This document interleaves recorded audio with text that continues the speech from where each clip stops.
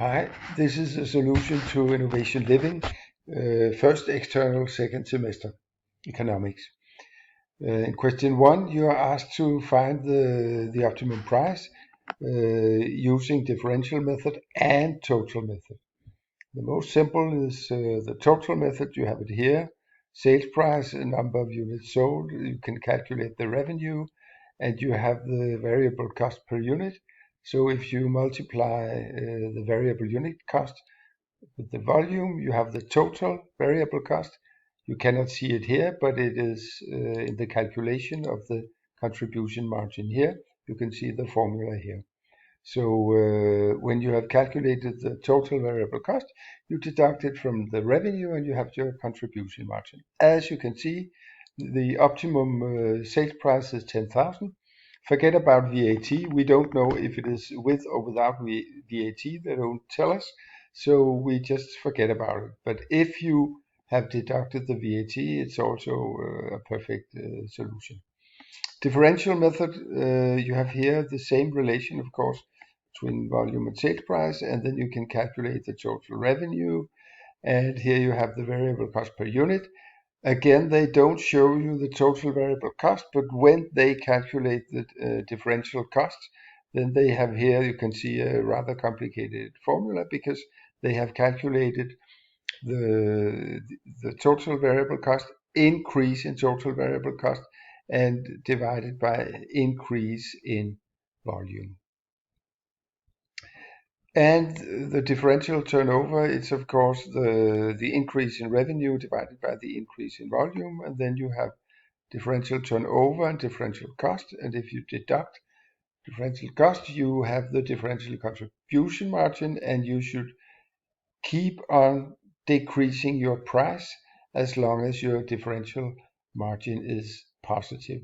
And it is, if you go to a price of 10,000, you have a volume of 87, and don't go further, because if you decrease price here, you can see that you will have a negative differential contribution margin.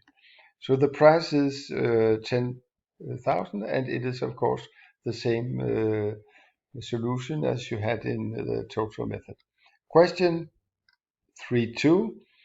They ask you now what will happen. Will it change your optimum price if the variable unit cost increased by 10%? So you calculate the new variable unit cost increased by 10%, as you can see here, and then you have your total revenue, and you deduct the variable unit cost here multiplied by the volume, and then you have your contribution margin. You can see the formula here.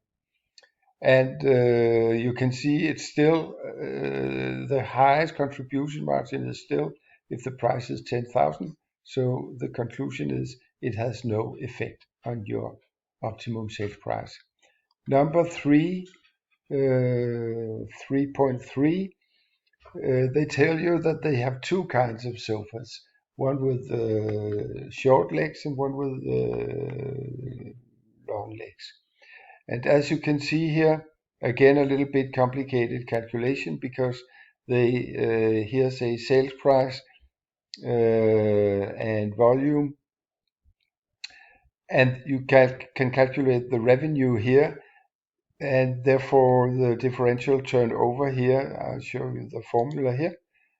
Increase in revenue divided by increase in number of units. And then you have the total differential turnover, and then they don't calculate the differential cost, because the assumption here is that the cost is proportional. It's 5,000 for each unit, no matter how much you're producing. So therefore you can see the difference here is exactly 5,000. So here you have all the differential contribution margin, and the highest. No, that's not interesting. You should continue as long as the differential contribution margin is positive. So go to this one here, this price.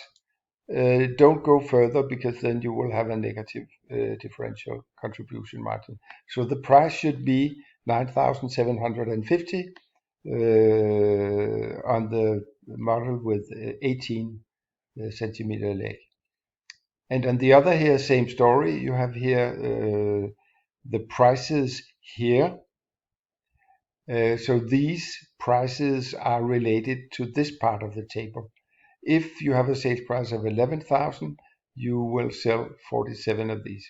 And then you again can calculate the revenue and the differential revenue or differential turnover, the increase in revenue divided by increase in volume. And then you have the differential cost of 5,000 the whole way through, and you can calculate the differential marginal cost. It is of course this minus this, and then you can see that you should continue until you have here it's a price of 10,250.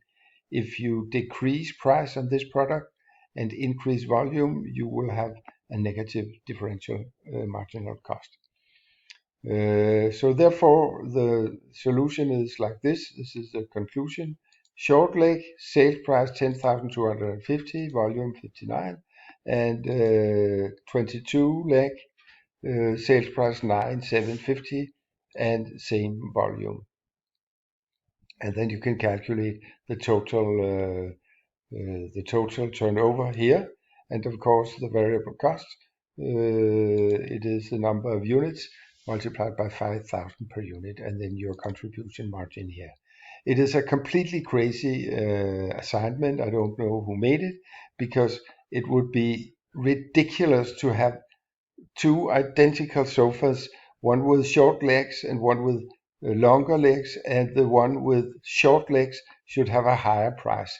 Come on, it's crazy, but that's the way the assignment is made. I'm sorry. And the last question, a sofa priced at 10,000 will probably have a higher income elasticity than 0.8. It's a luxury good, and 10,000 is a rather big portion of the total disposable income. So therefore, it will probably be more than one, the income elasticity.